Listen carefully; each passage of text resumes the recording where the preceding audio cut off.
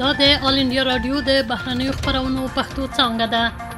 نن د 2020 میلادي کال د دسمبر میاشتې 10 نیټه ده. د سیمې او نړۍ تازه خبرونه واورئ. دا خبرونه تاسو ته اسما کاکړ وړاندې کوي. د مهمو خبرونو سرټکي.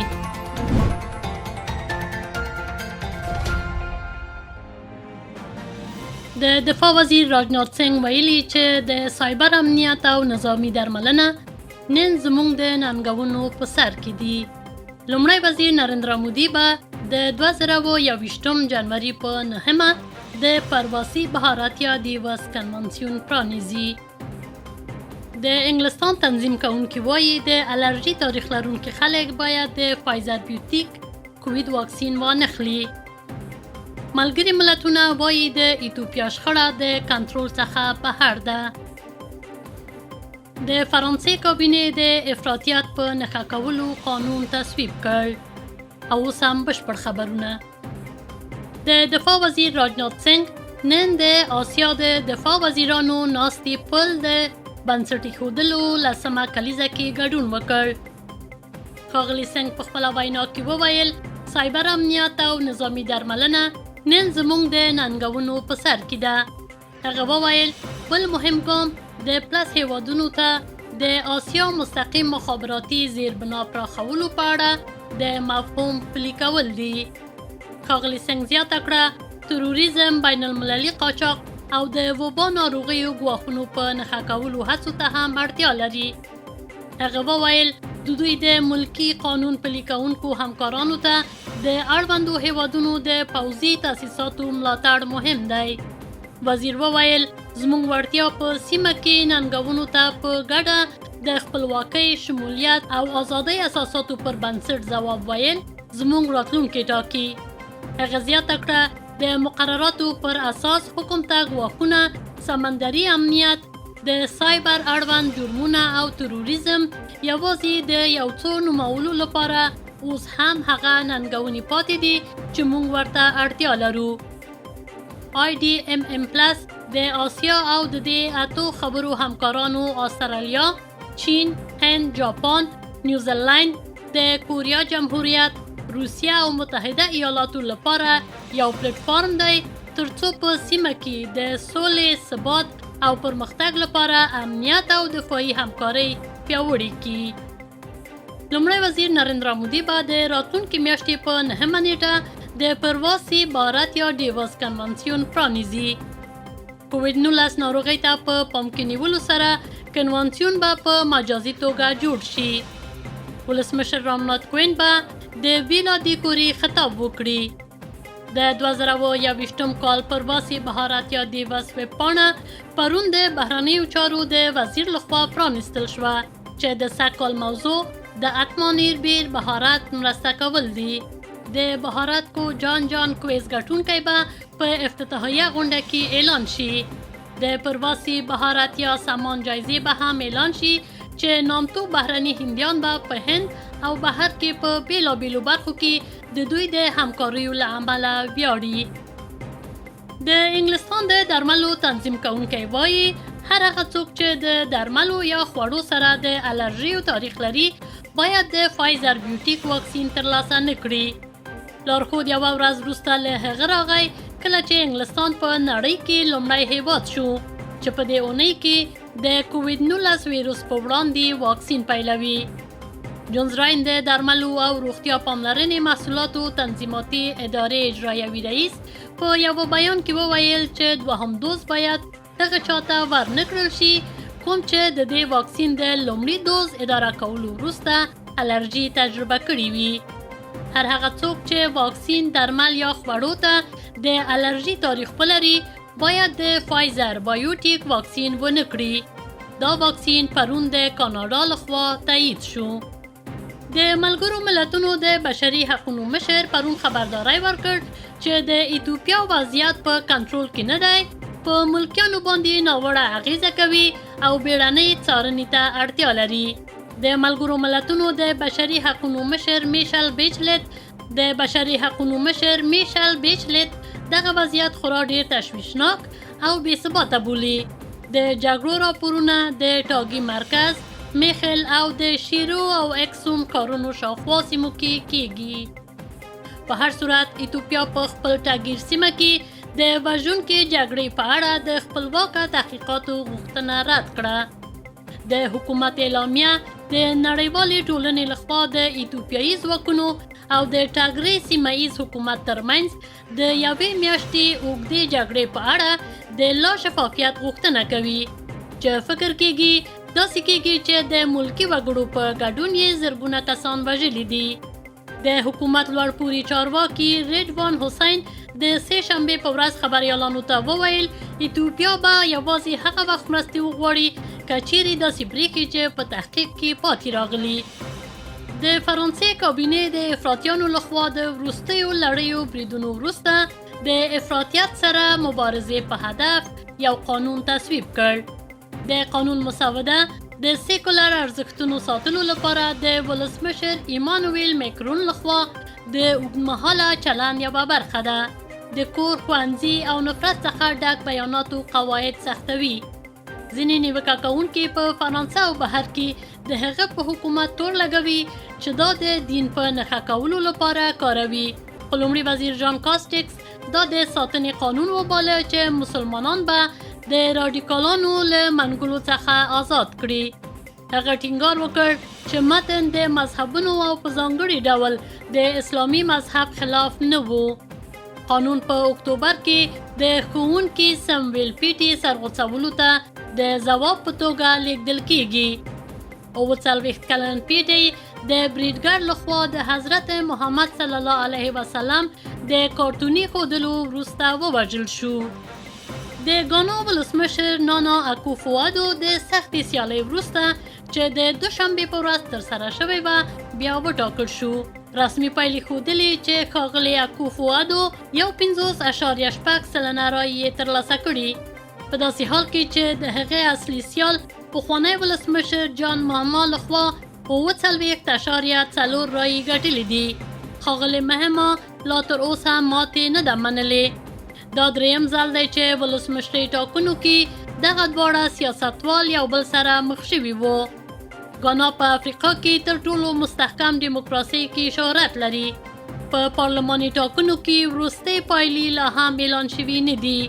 په ټول هیواد کې د ډیرو لویو جشنونو راپورونه شتون لري وروسته له هغه چې رسمي پایلو وښودله چې ښاغلی اکوفوادو دوهم ځل ټاکنو ګټونکی دی.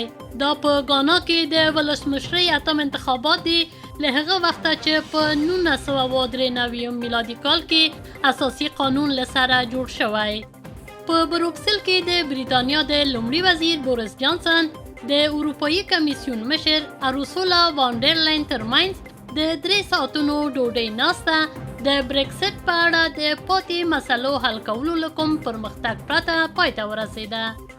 دواړو خواوو ته تر یکشنبې پورې 4 نورې ورځې ورکړې چې 4 کلن ډیپلوماتیک اختلافات پای ته ورسوي او د سوداګرۍ معاملې نهایي کړي ځکه چې ټاکل شوې نیټه د دسمبر په 21 پای ته رسیږي.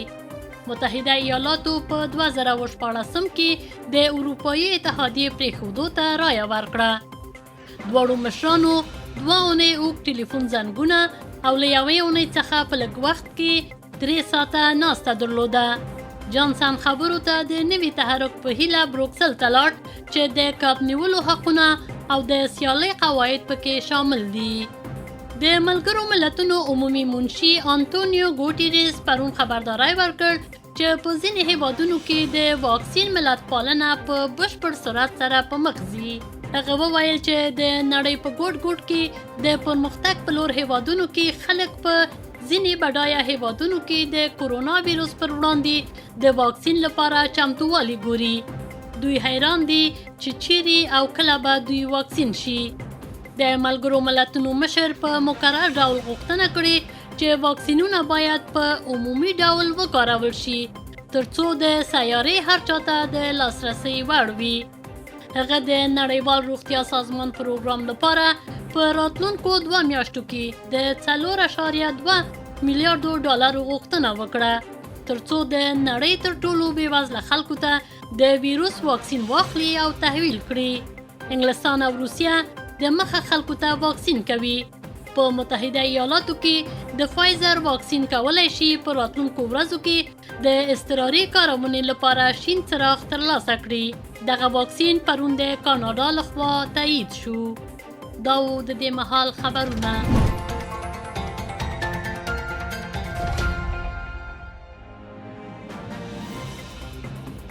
پروانو حالاتو یو تبصره. د تبصرې عنوان د هند او خلیج هیوادونو ترمنځ دفاعي مرسته. لیکنه د اکرم خورشید او جباړه وینا د هریندر کمار سواتی. د هند د پوز مشر جنرال منوج مکرند نرونه د محل د هند متحده عربي اماراتو په پلازمینا ابوظبي کې دی. جنرال نرونه 2 ورځې په ابوظبي کې پاتې شي او له هغې وروسته به د سعودي عربستان پایتخت ریاض ته سفر کوي. د لیدنې په جریان کې جنرال نرونه به د خپلو همکارانو او د دواړو هیوادونو نورو لوړپوړي پوځي چارواکو سره وګوري او د دفاعي اړیکو په زیاتوالي به غور وکړي. متحده عربي اماراتو او سعودي عربستان ته د جنرال نرونه سفر تاریخي دی ځکه چې دا لومړی ځل دی چې د هند د پوځ مشر له دغه هیوادونو څخه لیدنه کوي. د هند د پوځ مشر لخوا د لومړی لیدنه د دواړو هیوادونو سره د دفاعي همکاریو د نوي پړاو پیل په نښه کوي. په داسې حالاتو کې نږدې همکارۍ ته لاره به اسانوي. د دفاعي همکارۍ د نوې دور په حقیقت کې د بر صغیر او خلیج هیوادونو ترمنځ نوې سیاسي او تجارتي واقعیتونه روښانه کوي. د نړۍ سیاست په چټکۍ سره بدلیږي. اوس وګورئ سعودي عربستان چې اقتصاد یې لا هم تیلو پورې تړلی دی د نورو ساحو پلټنه هم کوي. په دې برخه کې هند د خلیج هیوادونو لپاره د نوي دفاعي ټکنالوژي، تخنیکی مهارت او ټکنالوژیکي مرکزونه رامنځته کولو کې مهم رول لوبولی شي. تر څو چې د متحده عربي اماراتو او د سعودي عربستان تړاو دی، دوی اوس غواړي د متحده ایالاتو لخوا چمتو شوی د امنیت چتر څخه بهر راووځي او خپل امنیتي سیستم رامنځته کړي. ثبوت دا دی چې په دې وروستیو ورځو کې کله چې امریکا په متحده عربي اماراتو د نظامی استعمال لپاره د ډرون الوتکو چمتو کولو بندیز ولګاوه، نو له چین څخه یې مطلوب ډرون الوتکې وپیرلې. هند د دې نوي وضعیت څخه د ګټې اخیستنې لپاره خورا ښه حالت کې دی. د جنرال نرونه د لیدنې راپورونه ښایي چې ابوظبي او ریاض دواړه له هند څخه برموز توغندي اخیستلو کې علاقه لري. سربیره پر دې یو شمېر نورې وسلې شتون لري چې هند یې په بریالیتوب سره نورو هیوادونو ته صادروي او ممکن خلیج هیوادونو کې یې غوښتنه ډیروي. نه یوازې دا چې په دفاعي برخه کې د خلیج هیوادونو او هندوستان د صنعتونو ترمنځ شراکت او تجارت په ورته ډول رامنځته کېدی شي، د انرژي سکتور هم مهم دی. په خلیج نړۍ کې نن ورځ هند نه یوازې د ارزانه کارګرو یا د تیلو پلور بازار ګڼل کیږي، بلکې د خلیج هیوادونو او هندوستان ترمنځ د مخ په ډیریدونکي همکارۍ له امله په اسیا کې د یو لوی اقتصادي ځواک او په نړیوالو چارو کې د یو لوی ځواک په توګه راپورته شوی. په عین وخت کې دغه هیوادونو سره د پاکستان په اړیکو کې یو څه تاوتریخوالی شتون لري. لکه څنګه چې تاسو پوهیږئ، پاکستان یو له هغه 14 هیوادونو څخه دی له کوم څخه چې متحده عربي اماراتو په 13 میاشت کې نوي کسان پر راتلو بندیز لګولی و. تر دې د مخه اماراتو د خپل امنیتي سیستم په ګټه پاکستانی اتباعو ته د کار ویزې په ورکولو کې د پام وړ کمی راوستی و او په داسې حال کې چې هندي اتباعو ترې ګټه پورته کړې وه. له دې له مخه پاکستان د ډیپلوماټیکي کچې له ماتې سره مخ و کله چې د OIC د بهرنیو چارو وزیرانو د غونډې په جریان کې کشمیر په اړه د پاکستان وړاندیز رد شو. تر څو چې د سعودي عربستان او پاکستان ترمنځ د اړیکو سوال دی، په وروستیو ورځو کې د دوی په اړیکو کې درز رامنځته شوی. تر دې دمه پاکستان د امنیت اړتیاو لپاره بشري سرچینې په برابرولو کې د سعودي عربستان تر ټولو معتبر ملګری و. دا وړاندیز هم شوی دی چې که سعودي عربستان اټومي تجهیزاتو ته بیړنۍ اړتیا ولري نو پاکستان به مرسته وکړي. خو د پاکستان د لومړي وزیر عمران خان وروستۍ پریکړې چې په یمن کې د سعودي پوځي عملیاتو لپاره سرتیري وړاندې نکړو او بیا یې د ترکیې، مالیزیا او قطر سره د یو ځای کېدو لپاره د پاکستان او سعودي عربستان ترمنځ اړیکې زیانمنې کړې. دا یو له هغو څخه ثبوت دی چې د پاکستان د پوځ مشر جنرال قمر باجوه او د ISI عمومي رئیس لیفټیننټ جنرال فیض حمید د خرابېدونکي وضعیت سره د معاملې لپاره ریاض ته لاړل خو ونه توانېدل چې د سعودي عربستان وارث محمد بن سلمان سره لیدنه شوې وه.